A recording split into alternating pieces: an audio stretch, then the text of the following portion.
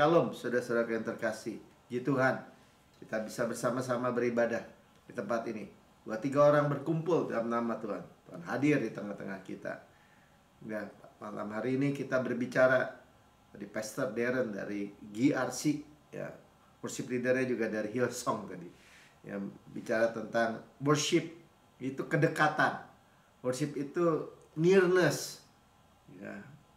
Orang bisa dekat tapi jauh gitu ya. Tapi kita tahu Yesus emang dekat di dalam hidup kita. Kita di dalam Yesus. Tapi orang bisa merasa jauh. Tapi waktu kita worship, ya, tadi dikatakan bahwa worship itu apa sih tujuannya gitu? Ya, kedekatan itulah sendiri. Ya, bukan agenda gitu maksudnya ya, bukan agenda. Karena kita mau sesuatu, ya kita deket-deket biasanya sama penguasa atau orang-orang yang bisa menolong kita pikir ya, bukan begitu. Ya, tapi Tuhan sebaliknya, ya nggak masalah buat Tuhan kalau kita prayer, minta. Tapi adalah kedekatan itu sendiri, yaitu keintiman. Nah itulah, ya itu yang pada hari yang ketiga, ya Tuhan rindu juga air jadi anggur dalam kehidupan kita. Itu bicara juga keintiman. Amin. Ya, jadi pewahyuan yang di dalam penyembahan ya, penyembahan di dalam perjanjian baru. Dan kita udah tahu ya, worship itu hanya meninggikan Yesus, fokus kepada Yesus sebagai pusat, bukan yang lain. Ya. Kedekatan itu membuat kita juga secure, rasa aman. Ya, kalau kita punya ayah atau saudara atau keluarga yang pemerintah gitu, penguasa, ya kita mungkin merasa, wah aman ada dia gitu ya. Kalau kita anak kecil juga jalan sama ayah kita dulu, ya dipegang, ya kita merasa aman, keakraban dan dikasihi. Nah, Yesus itu Bapa kita ya. Jadi kita mulai dari Yohanes 1 ayat 29.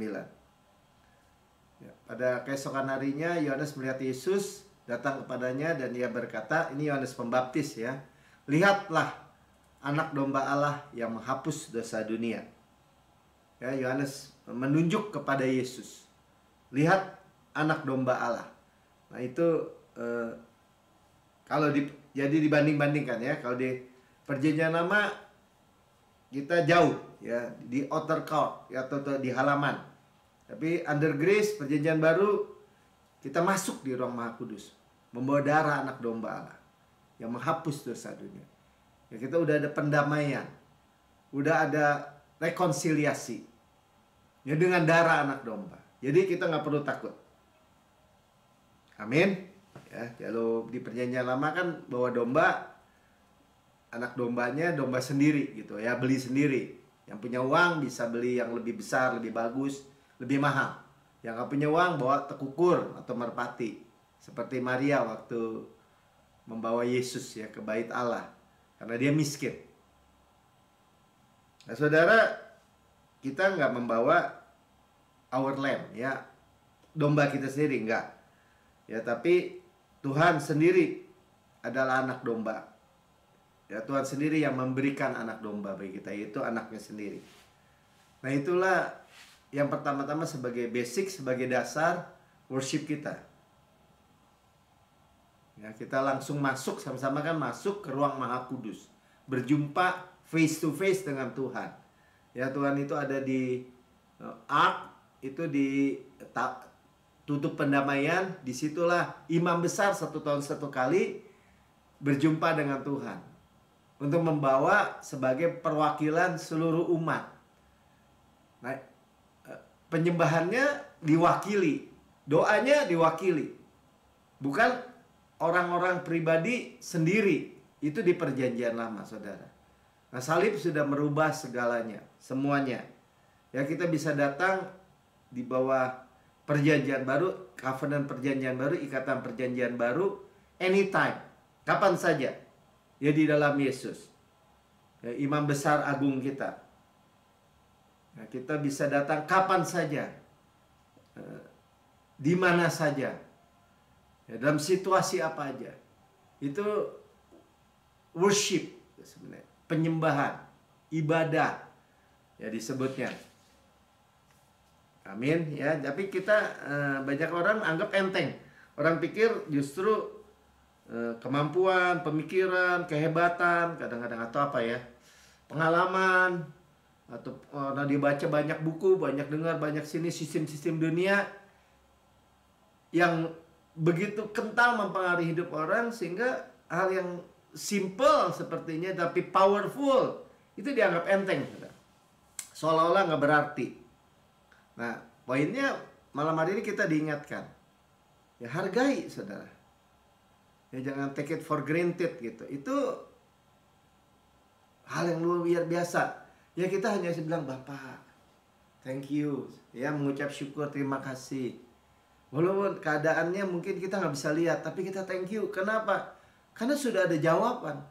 Kita thank you karena apa? Karena sudah ada hikmat, sudah ada yang Tuhan kerjakan di kayu salib.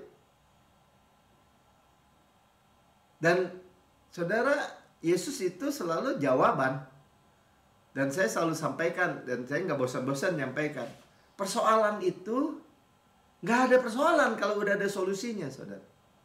Persoalan itu hanya jadi persoalan. Ya orang bilang, wah masalah saya besar. Orang selalu berpikir masalah dia udah paling besar. Kenapa? Karena nggak ada solusi. Biar urusannya ya gitu aja, khawatir ya gitu aja, kok sampai begitu, sampai mau bunuh diri, itu masalah kecil. Tapi bagi dia itu masalah besar. Kenapa? Karena nggak ada solusi. Nah, masalah mau segede gunung sekalipun, ya kita tahu, ya nanti kita baca mungkin zaman Esther, satu bangsa udah mau dibunuh. Sama Haman tuh. Haman mau melakukan genocide. Itu masalah besar. Tapi ketika solusi itu ada, bahkan masalah itu diubahkan duka cita, sorrow dijadikan jadi sukacita. Makanya selalu expect itu. Ya kalau ada masalah saudara pikir, waduh kok masalah besar nih, kok nggak ada solusi, kok tambah besar. Nah sebenarnya di dalam Yesus saudara bisa membalikkan semua itu. Kenapa? Karena Yesus jawaban bahasanya tuh restorasi. Jawabannya tuh bukan hanya 0 gitu ya, ada minus jadi 0 gitu, bukan, tapi malah plus. Itulah mengapa kita tadi menunjuk kepada Yesus. Kita bersyukur aja, kita mengingat Yesus berkata, Tuhan Yesus sebagaimana Engkau di surga demikian saya di bumi. Puji Tuhan, ya, mengucap syukur, berterima kasih, atau sudah bisa nyanyikan nyanyian pujian seperti tadi. Ya, what a beautiful name it is, the name of Jesus. Nama yang indah. Ya mungkin hanya satu bagian, saudara nggak bisa nyanyi begitu bagus atau fales, nggak ada masalah, saudara. Ya karena itu yang namanya apa? Worship itu adalah kedekatan. Jadi hasilnya bukannya punya agenda, tapi kedekatan itu sendiri udah jawaban. Yesus penyembuh, ya Yesus penyembuh gitu. Bukan menyembuhkan bahkan bahasanya. Ya dia Yehova Rafa, kesembuhan itu sendiri misalnya. Yehova Jireh, Tuhan itu ketersediaan itu sendiri, supply itu sendiri. Imamat 16 ayat 2. Nah ini supaya kita buat pembanding ya. Di perjanjian lama nggak bisa begitu. Ya nggak bisa suka-suka sembarangan. Semuanya ada ancaman. Sementara di perjanjian baru kasih karunia di dalam Kristus, Yesus selalu accepted, selalu diterima imam besar agung itu. Ini perjanjian lama nih, firman Tuhan kepadanya, katakanlah kepada Harun, ya Harun imam besar. Musa nabi, ya kakakmu nih dibilang kepada Musa, supaya ia jangan sembarangan waktu masuk ke dalam tempat kudus. Jadi ke ruang maha kudus di mana ketemu Tuhan.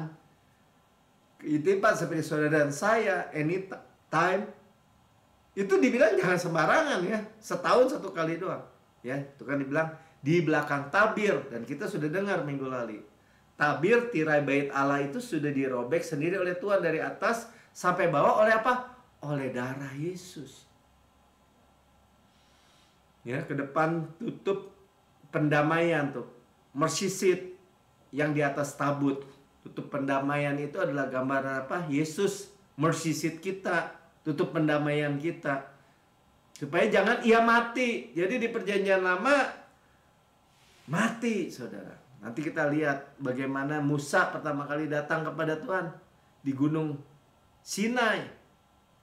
Semua bahasanya mati, mati, mati. Takut, takut, takut. Gentar, gemetar, mati. Nah, kenapa? Karena aku menampakkan diri di dalam awan, di atas tutup pendamaian. Kengerian. Kehadiran Tuhan itu ngeri. Nah, gitu. Nah, itu di perjanjian lama. Kenapa? Karena dosa, saudara. Ya, memandang Tuhan itu mati. Ya, makanya imam besar 1 tahun sekali juga kakinya diikat kan, dikasih kerincing-kerincing. Biar ketahuan dia masih hidup. Karena nggak ada yang boleh masuk. Kalau kerincing-kerincing berhenti berarti dia jatuh mati. Makanya ditarik keluar. Memang ada di Alkitab tapi dicatat di dalam sejarahnya ya orang Yahudi. Tapi di dalam perjanjian baru kita memiliki imam besar agung tadi kan, yang selalu di hadapan Allah itu accepted, diterima. Saudara tahu ya, kalau imam besar yang agung di perjanjian lama itu mati, berarti doa-doa umat Israel siap-siap aja. Nggak ada hujan, nggak ada panen, nggak ada bisa menabur, mungkin diserang musuh. Kenapa? Karena tidak diterima. Ada dosa gitu. Tapi kalau diterima, imam besar keluar dan mengangkat tangan, berkat. Itu adalah berkat hari tahun itu. Nah, kita, imam besar agung kita selalu diterima, accepted. Amin. Nah, Ibrani 4 ayat 16. Sebab itu marilah kita dengan penuh keberanian, dengan boldness. Bukan lihat ke diri, kalau lihat ke diri pasti gentar. Tapi karena apa? Karena darah Yesus yang menghampiri tahta kasih karunia. Sekali lagi ya, tahta kasih karunia, bukan tahta penghukuman. Enggak Pak, kan ada itu apa dengan apa dibawa ke tahta penghukuman gitu, diadili, tahta pengadilan Kristus. Nah itu bahasa aslinya Bema Seat of Christ. Ya, Bema Seat of Christ itu kayak panggung di mana juara itu diberikan mahkota. Bahasa Yunaninya Stefanos. Nah, kita menghampiri tahta kasih karunia untuk apa? Supaya kita menerima rahmat. Rahmat itu apa? Ya kasih karunia juga, tapi lebih spesifik rahmat itu kita tidak kita layak terima, yaitu penghukuman, tapi kita tidak dihukum. Ngerti ya? Kita layak terima penghukuman, layaknya mestinya diterima penghukuman. Tapi karena kita menerima rahmat, kita tidak dihukum. Nah, itu kalau bahasa sekarang itu gerasi, dikasih gerasi. Mestinya hukum mati, tapi presiden atau pemimpin atau raja berkata dikasih gerasi, bebas hidup. Itu rahmat. Dan menemukan kasih karunia. Kasih karunia apa? Sebaliknya, maksudnya bukan sebaliknya itu. Kita nggak layak terima, misalnya berkat Abraham, janji-janji Bapak, tapi kita terima. Makanya dibagi seperti itu supaya kita jelas. Penghukuman yang negatif harusnya kita layak dihukum. Hukum mati, masuk neraka. Tapi kita tidak dihukum. Itu rahmat. Saya menerima rahmat, katakan. Ya, bahasa ini tetap kasih karunia ya, rahmat kasih karunia. Saya menemukan kasih karunia. Artinya apa? Yang positif yang mestinya saya nggak bisa terima. Saya nggak bisa terima tuh sebenarnya karya Yesus di kayu salib. Tapi Yesus bilang saya mati buat semua orang, termasuk kamu. Ya saya terima. Dan misalnya kamu milik Kristus, keturunan Abraham, berhak menerima janji Allah. Karena milik Kristus, Kita jadi berhak menerima kasih karunia. Kamu panggil Bapak Allah itu Bapak. Nah, itu kasih karunia. Saya terima. Semua janji-janji, warisan, Kanaan, semua berkat yang besar, semua pertolongan, semua kesembuhan, semua mujizat. Kita menemukan kasih karunia dan untuk mendapat pertolongan kita pada waktunya. Betul kan ya? Jadi ada waktunya. Kita berdoa jangan lepas saja udah. Pengharapan itu jangan dilepas. Kuncinya seperti itu. Belum lihat Pak. Ya sabar aja. Gak tahan Pak. Pasti tahan. Kenapa? Karena Tuhan berikan pemeliharaan. Lempar aja. Tuhan saya gak tahan. Lempar bukan urusan saya. Urusanmu Bapak. Kenapa? Karena ada pertolongan pada waktunya. Berarti ada waktu memang. Dan waktu itu selalu ada kesabaran. Ada ketekunan. Susah nggak? Nah itulah manusia seringkali susah. Karena manusia mau cepat, instan. Maksud Tuhan nggak bisa bikin instan? Bisa. Tapi semua di dalam, artinya gini deh. Tuhan itu nggak memperlambat. Nggak melambat-lambat, tidak. Firman Tuhan bilang begitu. Dia di pihak kita bukan melawan kita. Ya, dia tepat waktu. Seolah-olah lambat. Tapi dia tidak pernah terlambat, dia tepat waktu. Kenapa? Karena sebenarnya, ya kalau dalam kasus Lazarus, Tuhan cuma mau tunjukin. Karena delay itu, dia mau cuma tunjukkan bahwa Marta dan Maria dan Lazarus itu akan melihat orang mati bangkit gitu. Kalau belum mati kan nggak gimana orang mati bangkit. Kalau baru sakit, sembuh, mereka udah punya pewahyuan itu. Ya masa Tuhan mempermainkan? Enggak, memang Tuhan mau bikin di dalam waktunya orang mati bangkit. Nah, on the third day juga sama kan? Kebangkitan pada hari ketiga. Pengharapan yang bahkan sudah kayaknya udah hilang gitu atau apa ya, udah makin nggak jelas lagi gitu ya, kayaknya enggak nih. Banyak kan orang gitu, orang Kristen juga banyak gitu saya lihat. Jadi dia udah nggak berani berharap lagi ya, atau dia udah lepas pengharapan karena udah nggak jelas lagi gitu, udah nggak mungkin, udah tambah umur, udah tambah tua atau tambah apa lagi. Kalau dulu rasanya masih semangat, sekarang udah nggak terlalu. Jadi ada hal gitu, udah fade gitu, udah kabur gitu. Pada hari ketiga ini yang kayak gitu-gitu pun juga bangkit, saudara. Jangan lepas, pegang aja.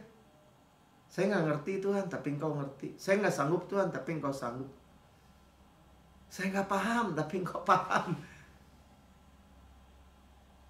Jadi jangan lepas, intinya jangan lepas saja. Kalau udah bicara hope, bicara pengharapan, kan pasti.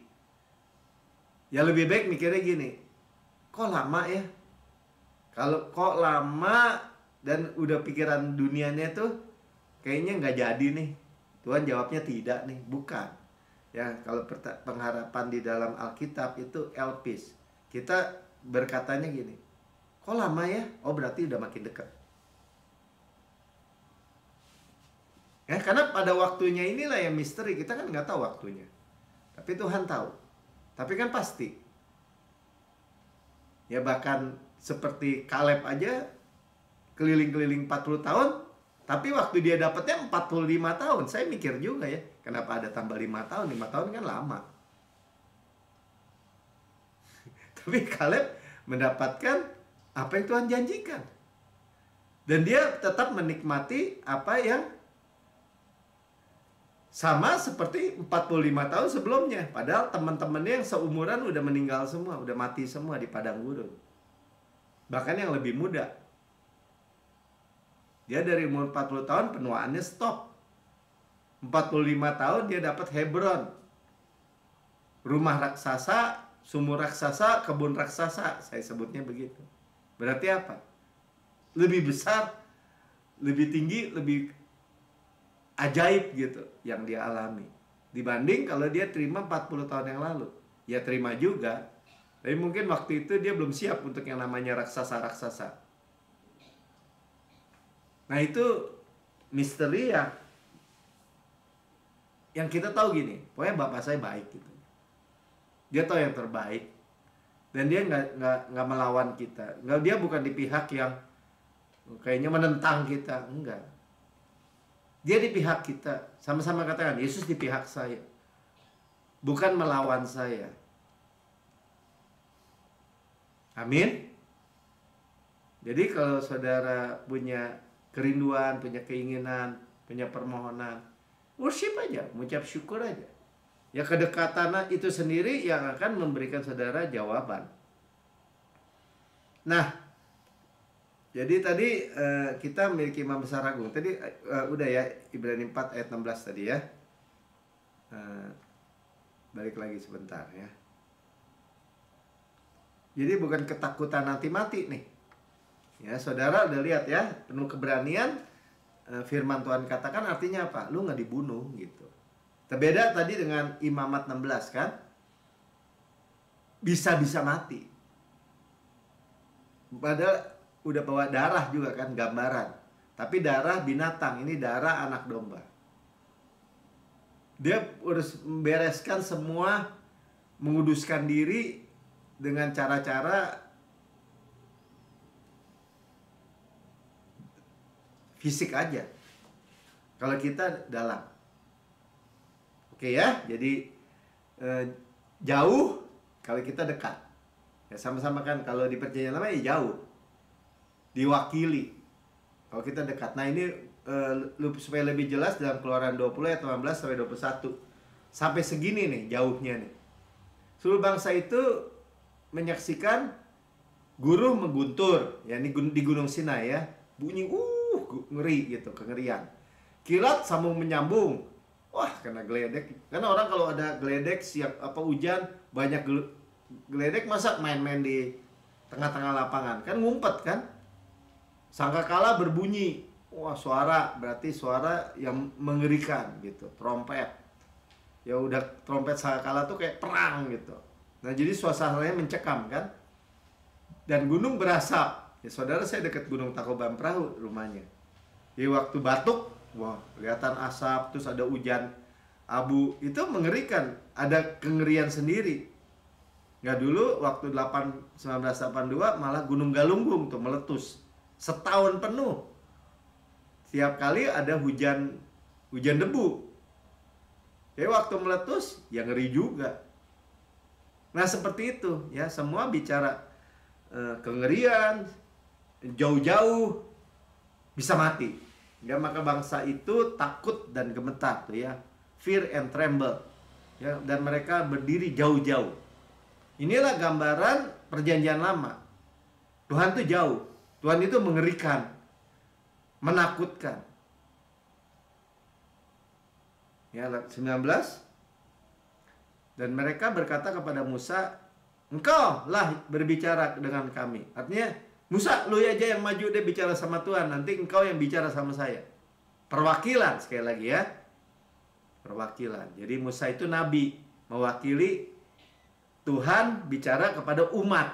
Jarak. Dan maka kami akan mendengarkan. Tapi janganlah Allah berbicara dengan kami. Nah, karena jangan bicara Tuhan itu, Allah itu bicara langsung dengan kami. Kenapa? Nanti kami mati. Jadi lihat Tuhan mati. Kalau sekarang di dalam perjanjian baru datang intim, akrab, face to face, nggak mati, malah disinari, penuh kemuliaan daripada kemuliaan, beholding the glory of God, diubahkan lagi kemuliaan kepada kemuliaan, bukan kematian. Ayat 20-nya. Tapi Musa berkata kepada bangsa itu, janganlah takut. Nah ini kembali lagi lihat ya. Ada selalu yang tersembunyi dalam perjanjian lama sebenarnya tentang kasih karunia. Sebab Allah telah datang dengan maksud untuk testing aja katanya. Kamu dicoba ya dengan maksud supaya kamu takut akan dia. Nah, ini fear of God. Nah fear itu nanti kita akan lihat terjemahannya diulang lagi, itu adalah worship sebenarnya. ada padamu agar kamu jangan berbuat dosa. Kalau dulu kengerian, ketakutan itu supaya jangan berbuat dosa. Dan tapi kita sudah belajar kan. Ternyata ketika hukum Taurat diberikan, hukum Tauratnya aja belum sampai ke umat Israel waktu itu. Mereka udah buat patung lembu emas.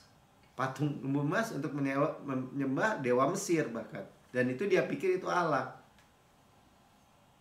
Dan itulah yang diterjemahkan oleh Rasul Paulus. Hukum yang mestinya menghidupkan dia malah membangkitkan dalam dirinya rupa-rupa keinginan. Kenapa Tuhan kasih begitu? Nah, supaya manusia tahu bahwa dari dirinya sendiri tidak mungkin dia mencapai Allah. Tidak mungkin ada pendamaian dengan Tuhan. Tidak mungkin ada keakraban, ada kedekatan dengan Tuhan. Tidak mungkin dengan upaya usaha perform diri. Dan membutuhkan juru selamat, dan kita punya juru selamat. Ya, saya sering dengar sekarang kalau misalnya orang-orang yang apa tuh, debat agama atau apa ya, nggak sering ya, saya suka lihat sedikit-sedikit aja gitu, atau apa tuh orang-orang yang debat-debat sama agama lain atau apa gitu. Sebenarnya sederhana aja, mereka nggak punya juru selamat. Kalau saya sih sederhana aja lihatnya. Ya percuma sama ngomong sama orang yang gak punya juru selamat. Kalau kita, bedanya apa kekristenan dengan agama? Kita memiliki juru selamat, Mesias. Pertukaran di kayu salib, memiliki darah. Dan itu juru selamat itu Yesua kan, God Almighty, Yahweh yang menyelamatkan. Juru selamat. Karena dari pihak Tuhan ya pasti sempurna. Pasti apa tuh? Efektif gitu. Pasti benar. Kalau udah bicaranya dari manusia, dari pihak manusia, dari perform manusia, dari sistem dunia apalagi, udah jauh, saudara. Jauh makin jauh. Hanya ada, tadi kembali lagi, ada guru, kilat, sangkakala, gunung berasap yang mau meletus. Ada gemetar, dread, ya, gemetar. Ada jarak, ketakutan, jauh-jauh. Dan berbeda sekali dengan covenant, ikatan perjanjian baru. Mari dekat, diundang, datanglah kepadaku, lihatlah wajahku. Harus ada garis yang tegas, saudara. Ya, dan jangan takut kalau Tuhan yang ngomong kok begitu. Masa sini deket-deket, terus dipak, bunuh gitu. Ya nggak masuk akal. Kalau dibunuh ya kemarin aja dibunuh. Jangan dikasih Yesus yang mati di kayu salib buat kita. Kan nggak masuk akal kalau Yesus sudah mati di kayu salib buat kita. Dia sebagai anak domba yang disembelih dalam gambaran perjanjian lama kan, bawa darahnya sendiri. Dia imam besar agungnya. Dan Tuhan sendiri yang merobek tirai pembatas itu. Bukan digunting oleh manusia, bukan. Karena nggak bisa manusia merobeknya. Tirai itu begitu tebal dan tinggi, 18 meter 10 cm tebalnya. Tuhan yang merobek dari atas sampai bawah. Dan dia bilang, come, datang.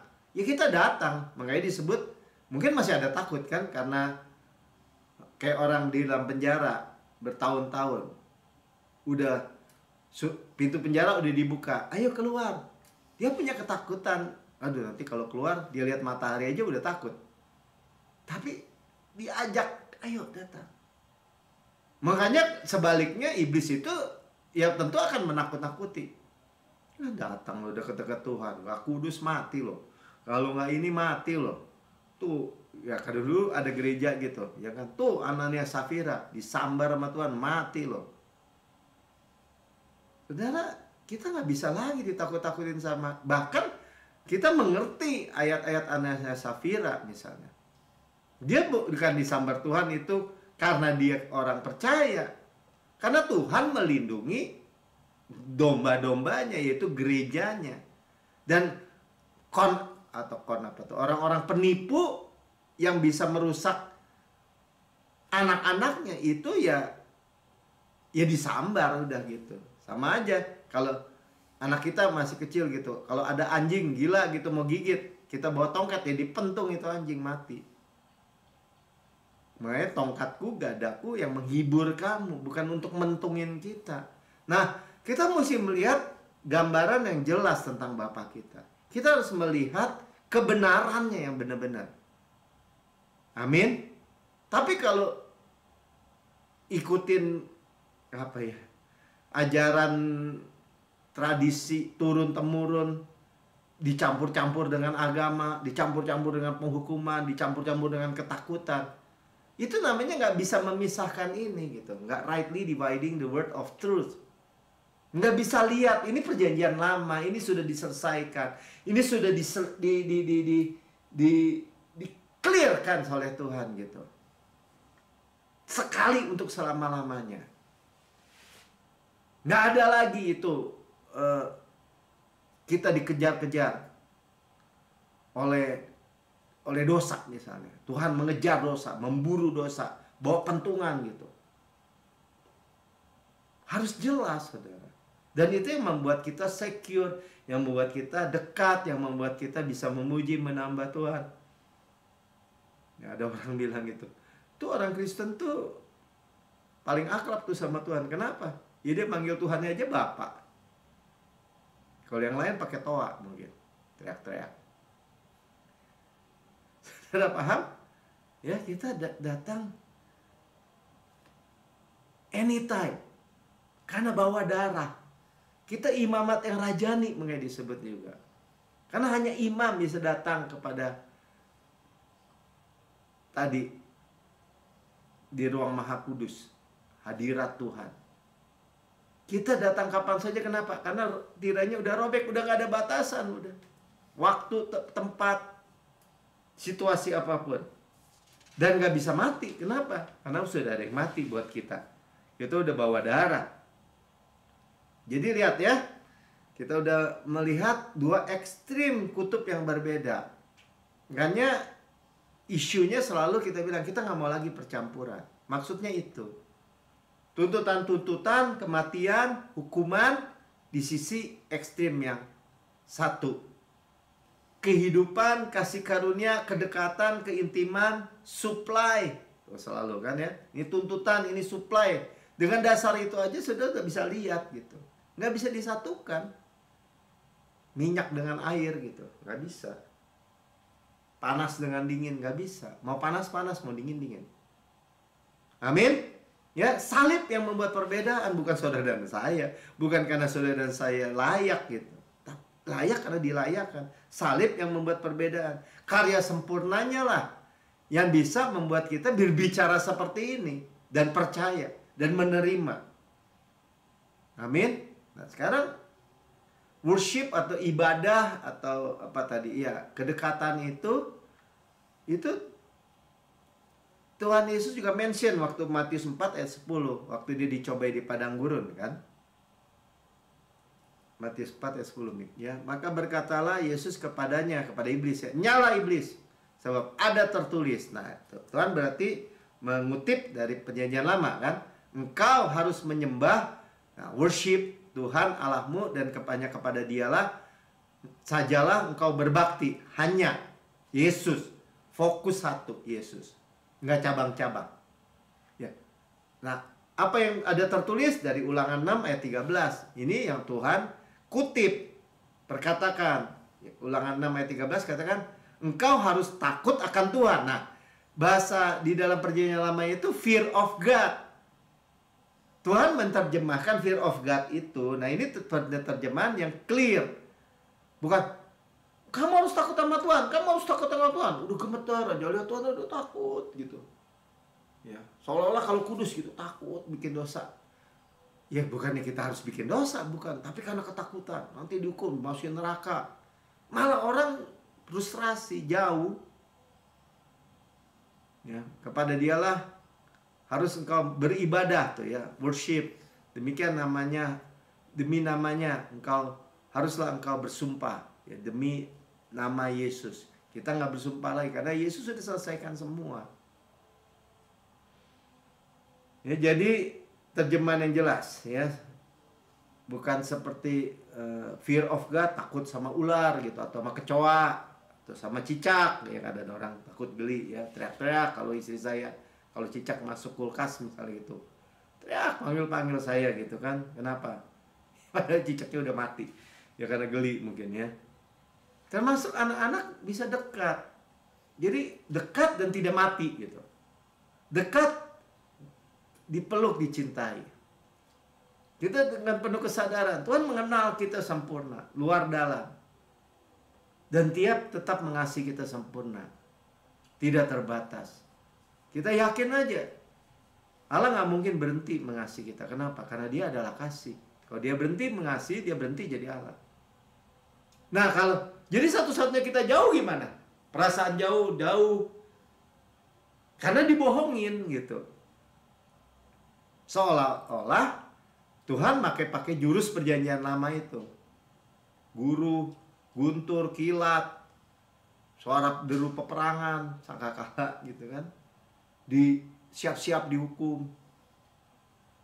Nah itulah yang seringkali yang disampaikan di atas mimbar bahkan. Supaya apa? Supaya umat tuh takut sama Tuhan. Supaya gemeter sama Tuhan. Jangan enaknya bikin dosa. Seolah-olah begitu. Ya semua agama juga begitu ngomongnya saudara. Dan mereka bikin dosa aja. Itu anehnya, itu paradoksnya. Jadi jangan pikir saudara kalau orang hidup ketakutan. Terus dia jadi hidup bener. Enggak. Bahkan enggak. Frustrasi iya. Karena itu akan ditindas sama iblis. Sampai ditindas sampai dia bikin dosa. Itu kita udah tahu rahasianya, permainannya itu, musuh itu. Ya, jadi anak-anak tuh gambaran sampai selembut itu Tuhan. Matius 19 ayat 14. Tapi Yesus berkata, biarkanlah anak-anak itu jangan menghalang-halangi mereka untuk datang kepadaku tuh. Datang di pangkuan Yesus, dipeluk Yesus. Itu gambaran saudara, lihat. Segitu Tuhan merindukan keintiman, keakraban, kedekatan, kasih yang mau dia salurkan kepada anak-anak manusia lah gitu. So orang-orang yang seperti itulah yang empunya kerajaan surga. Jadi kerajaan surga sudah datang melalui Yesus. Kerajaan surga itu sudah diberikan. Kita yang memiliki kerajaan surga di dalam Kristus. Ya embrace, ya kita bersedia dipeluk oleh Yesus. Kita mau, kita datang tanpa mentally atau pemikiran ketakutan tadi. Waduh nanti deket-deket Tuhan, kata umat Israel kan. Deket-deket Tuhan disambar mati kita. Emang di perjanjian jadi begitu. Musa aja mau lihat wajah Tuhan, kasih punggungnya aja. Mati kalau kamu dia lihat. Kenapa? Ya itu hukumnya. Kenapa Pak Melki? Karena dosa. Sekarang kalau dosanya sudah dibersihkan oleh darah, percaya darahnya dong. Jangan ngotot terus, ya nggak bisa. Darahnya bisa juga meleset, nggak bisa. Kita confident dengan karya Yesus, anak domba Allah, darahnya. Kita percaya, makanya disebutnya iman. Makanya disebutnya kebenaran iman. Ya bahkan kalau kita kepikir-pikir gitu, dulu saya berpikir gini, udahlah mati-mati deh ikut Tuhan deh. Udah deket aja deh masa. Ya habis karena udah dulu diajarin ditakut-takutin kan. Udah mati-mati masuk surga. Itu aja salah saudara. Nggak akan mati. Ya cuman kan kemanusiaan itu aja. Ya udah berani deh. Tuhan aja masih istilahnya ya masih mengajarkan supaya Melki nggak usah begitu juga gitu. Tapi ya dihargailah karena berani gitu mau dekat gitu. Berani mau ambil, mau pegang, mau yakin. Apa yang Tuhan katakan ya dan amin. Walaupun dunia bilang lama, dunia lihat nggak mungkin, dunia lihat dulu aja nggak dapet loh, apalagi sekarang misalnya gitu. I don't care. Pandangan-pandangan manusia, perkataan manusia. Karena mereka semua melihat dari ukuran dunia, sistem dunia, pengalaman mereka sendiri. Sementara Yesus itu teguh, kuat, kokoh. Kalau dia bilang saya mengasihi, ya mengasihi, titik, nggak pakai koma-koma, absolut mutlak. Amin. Ya. Contoh ya, Esther 5 ayat 1 sampai 3 kita baca lagi nih. Jadi apa keuntungannya dari nearness? Keuntungannya adalah yang kedekatan itu sendiri. Artinya gini, kenapa sih lu deket-deket? Ada maunya ya? Gitu kan, biasanya gitu. Bahkan suami istri tadi Pastor Darren sampaikan. Ini ada maunya nih, ada maunya nih. Atau kita deket-deket, udah lama nggak telepon orang, telepon. Ada apa ya Mel? Kayaknya kita mau minjem duit gitu. Ada enggak? Ya bukan enggak. Itu secara general begitu. Tapi kita nggak begitu. Jadi waktu kita worship, kita kedekatan dengan Tuhan, untungnya apa? Ya kedekatan itu sendiri. Kenapa? Karena Yesus itu segala-galanya, jawaban untuk segala yang kita bahkan butuhkan gitu. Jadi kita juga nggak tahu. Nggak, Tuhan cuma ngasih apa yang kita perlukan, bukan keinginan gitu. Ya ngapain dibatasin gitu juga kali? Ya, karena firman-Nya bilang gitu, kamu belum minta apa-apa, mintalah, maka akan diberikan. Tuhan juga happy aja kalau dia punya keinginan, kayak misalnya kayak anak kita. Pi beliin es krim, Pi. Wah, nggak bisa, itu manis-manis begini enggak. Oh, dia sekali dikasih. Bukan buat nyelakain dia boleh supaya menikmati. Dia juga menikmati pemberian yang baik, yang sempurna dari Tuhan. Ya, pada hari yang ketiga sekali itu ya, kita diingatkan on the third day.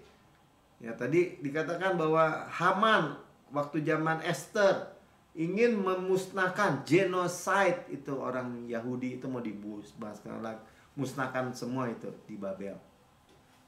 Ya, Esther mengenakan pakaian ratu, lalu berdirilah dia di pelataran dalam istana raja. Dia masuk ke dalam. Nah, ini bicara dalam, bicara ya kalau ini gambaran raja, segala raja di ruang Maha Kudus, di tempat di depan istana raja, raja bersemayam. Nah, di tempat raja bersemayam di atas tahta kerajaan.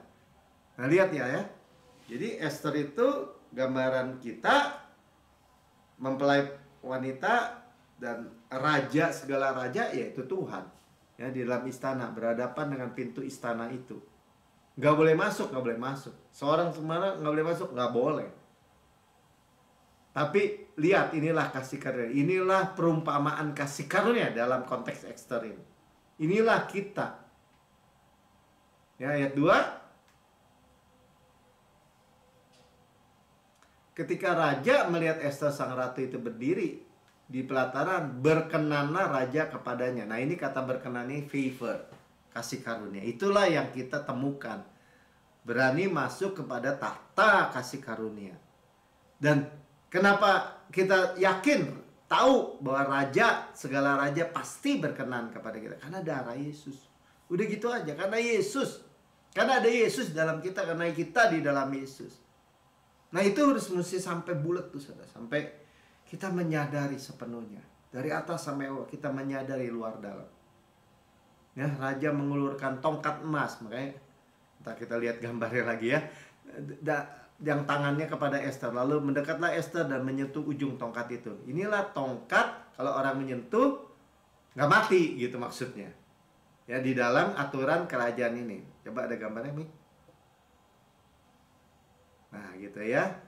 Jadi tongkat kerajaan diberikan ketika ditentu. Nah, ini gambaran kasih karunia yang tersembunyi di dalam perjanjian lama, bagi kita tersingkapkan. Kita menyentuh, accepted.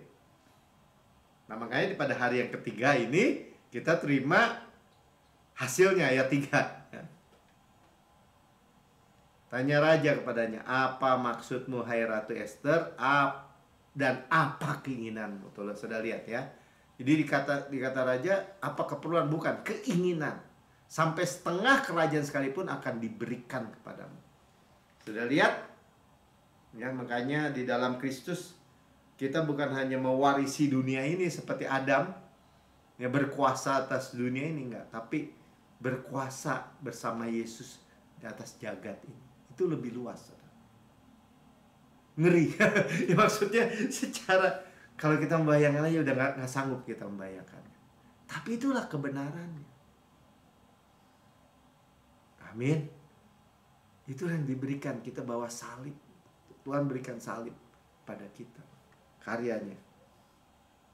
Luar biasa ya. Jadi berkenan di waktu on the third day. Apa akibatnya? Ya bukan hanya kerajaan kan, Esther tetap berkuasa. Orang Israel itu merdeka, dibebaskan. Malah yang mau membunuh mereka, yang memusnahkan bangsa Israel, yang digantung dengan tiang gantungan yang dia buat sendiri buat pamannya Esther. Nah, gitu ceritanya Mordekai kan. Saya lihat hari-hari ini musuh-musuh ditaruh di bawah kaki kita. Semua nggak mau tahu. Hari-hari ini kita pada waktunya untuk ditinggikan. Apa itu Pak Maki? Jawaban doa, manifestasi daripada janji-janji Tuhan. On the third day. Jadi kalau saudara yang selama ini menantikan waktu, kesabaran, ketekunan, itu juga semua Kristus ya. Hari ini udah sampai nih di titiknya. Masa dilepas? Udah perjalanan begitu lama. Saudara lihat ya, biarlah kita mendengar firman ini itu kita dihiburkan, dikuatkan. Jadi tadi juga ini bicara gereja GRC Dallas ya di Amerika. Mereka waktu COVID pandemi ya sudah habis gitu, tapi mereka dapat ya kembali gembalanya kan yang khotbah kan, Yesaya 30 ayat 29.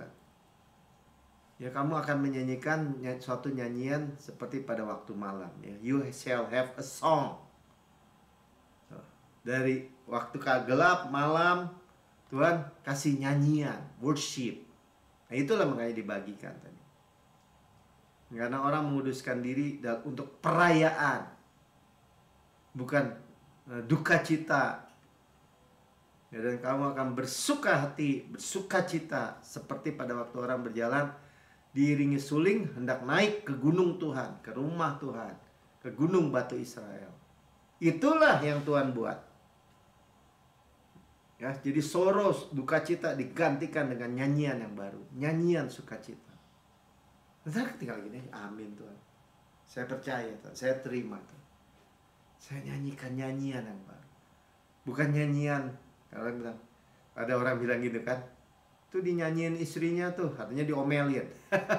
Nyanyian omelan, ya kutukan, atau tadi kita dengar kesaksian. Ya, ngomong-ngomongnya nyoceh aja. Bukan, tapi nyanyian yang baru. Apa itu? Terima kasih Yesus, misalnya. Terima kasih Yesus, ku beri syukur hanya bagimu, ya Allahku, ya Tuhanku. Terima kasih Yesus, terima kasih Yesus, ku beri syukur hanya bagimu. Terima kasih Yesus. Ya, namanya juga terima kasih, berarti kita terima. Amin. Ya, worship, penyembahan itu pertama kali muncul dalam Kejadian 22 ayat 4 sampai 5. Ya, bagaimana Abraham itu membawa Ishak anaknya. Ya, makanya dibilang ketika pada hari ketiga, on the third day, ya Abraham suruh bawa ya anaknya untuk dipersembahkan di Bukit Moria. Ini gambaran Bapa kasihnya sedemikian yang harus kita lihat ya. Inilah Bapa yang memiliki anak satu-satunya yang udah ditunggu 25 tahun, begitu disayangin minta dikorbanin. Betapa itu beratnya gitu ya. Abraham melayangkan pandangnya, kelihatanlah kepada tempat itu dari jauh. Ya, Abraham masih melihat salib itu masih jauh, 2000 tahun kemudian. Tapi kita sudah terjadi 2000 tahun yang lalu. Ayat 5. Kata Abraham kepada kedua bujangnya itu, tinggallah kamu di sini dengan keledai ini. Aku beserta anak ini akan pergi ke sana dan kami akan sembahyang. Kami akan worship.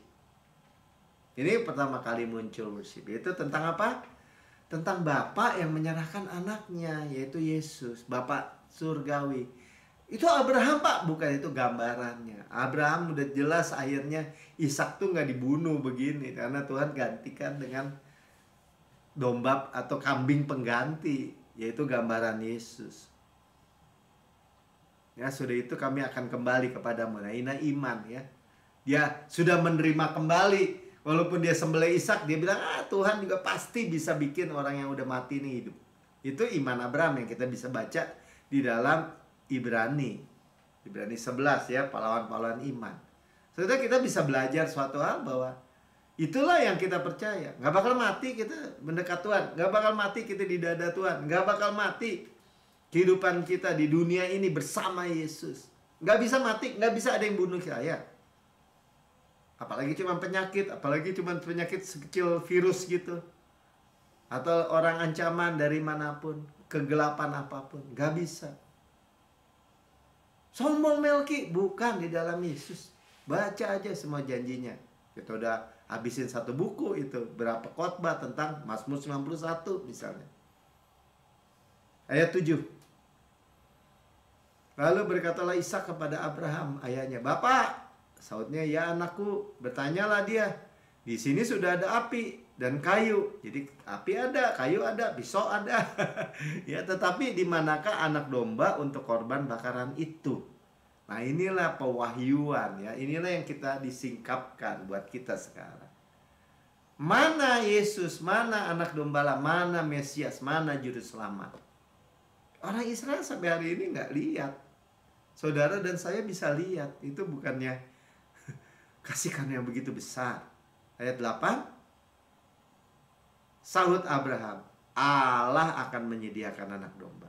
Yehova Jireh ini pertama kali disebut Yehova Jireh. Allah yang menyediakan anak domba untuk korban bakaran baginya anakku. Demikianlah keduanya berjalan bersama-sama. Berjalan, mereka dari belakang berjalan kepada salib Yesus, korban. Ini kan mereka di Bukit Moria, di Golgota ini. Sampai sebegitu tepatnya, segitu akuratnya. Cuma kita melihat itulah kasih Bapa. Ya, Bapa yang tidak menyayangkan anaknya sendiri, tapi telah menyerahkannya bagi kita semua. Makanya pertanyaan retorisnya, bagaimanakah mungkin Ia tidak mengadakan segala sesuatu kepada kita bersama-sama dengan Yesus? Gimana mungkin gitu? Bahasanya gitu, gimana mungkin? Yang the best from heaven aja udah diberikan, yang Dia sangat kasih, yang Dia sangat sayangi, yang cuma satu-satunya aja Dia berikan.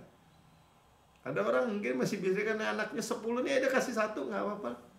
Mati satu dia masih rela kali. Itu juga nggak begitu, saudara. Ini cuma satu-satunya. Nah, itulah gambaran betapa kasih Bapa kepada kita. Oke ya, kita akan tutup dengan lagu terakhir dulu. Kita doain dulu ya. Ada siapa yang mendengar di rekaman YouTube, tapi mendengar kabar baik yang luar biasa ini tentang kasih Bapa, tentang kedekatan dengan Bapa, tapi saudara berkata, saya belum pernah menerima Yesus sebagai Tuhan dan Juru Selamat pribadi. Saudara jangan take it for granted, jangan sia-siakan kesempatan ini. Saudara bukan kebetulan ya bertemu, berjumpa dengan rekaman ini. Ada beberapa orang dengan rekaman ini ya ditolong. Saudara ikuti saya berdoa. Katakan gini, Tuhan Yesus yang Maha Mulia, saya menerima Engkau sebagai Tuhan dan Juru Selamat pribadi saya. Dengan mulut saya mengaku, dengan hati saya percaya bahwa segala dosa saya sudah diampuni. Engkau telah mati bagi dosa-dosa saya, dibangkitkan karena pembenaran saya. Saya sudah adalah kebenaran Allah dalam Kristus.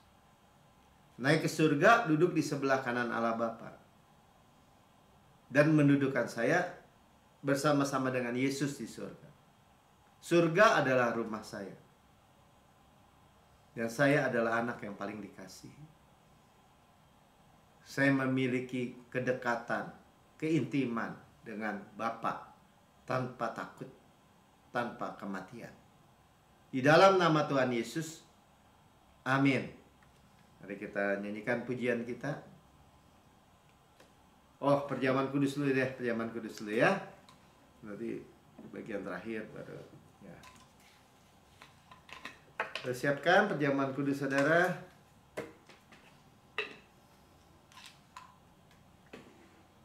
sudah dengar firman Tuhan, kita dibasuh bersih, yang nggak ada debu-debu yang berat, nggak jadi santapan ular lagi iblis makannya debu, nggak ya, kita benar-benar fresh, segar, dan diseka dengan kain lenan halus yang putih bersih.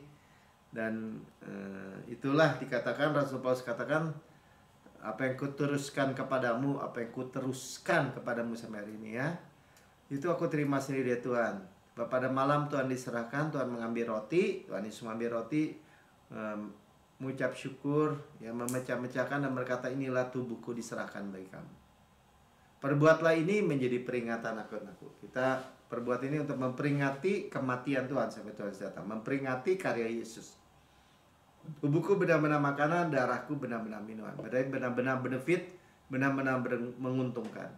Kita discern mengakui tubuh Kristus. Tubuh Kristus diremukkan supaya kita utuh, bahkan sukses, utuh, berkemenangan, tanpa susah payah.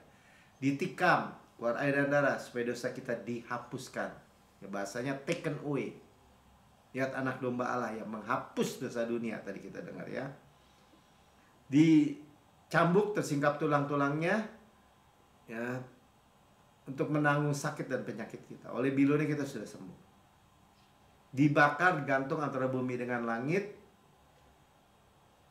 ya, ditolak di bumi, ditolak di surga, menanggung kutuk kita, menanggung kematian kita, menanggung semua murka yang mestinya menimpa kita, diserap habis, nggak ada sisa.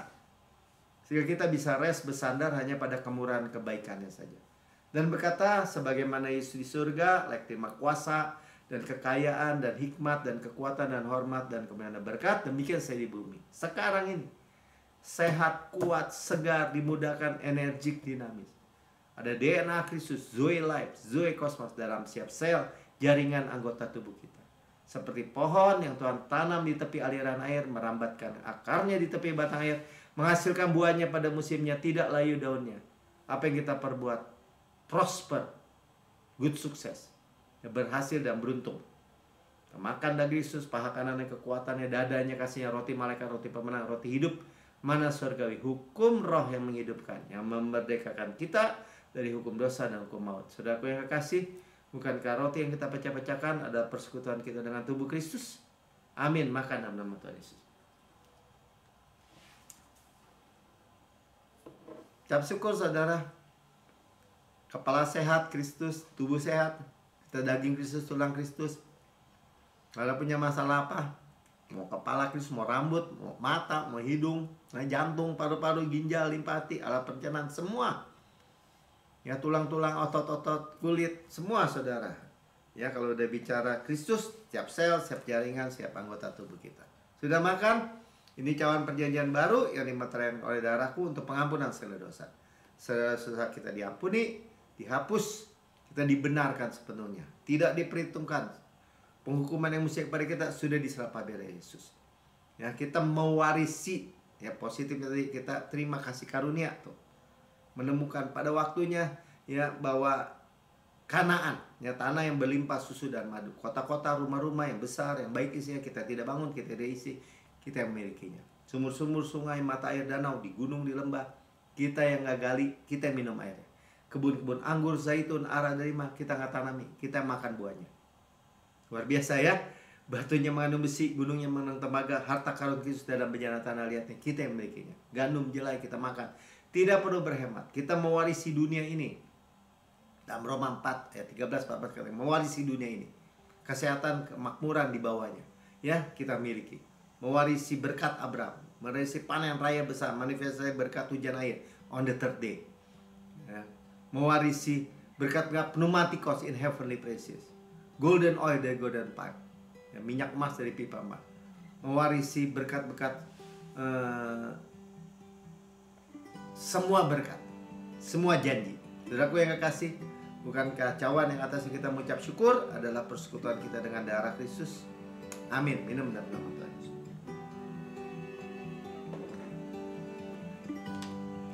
Haleluya.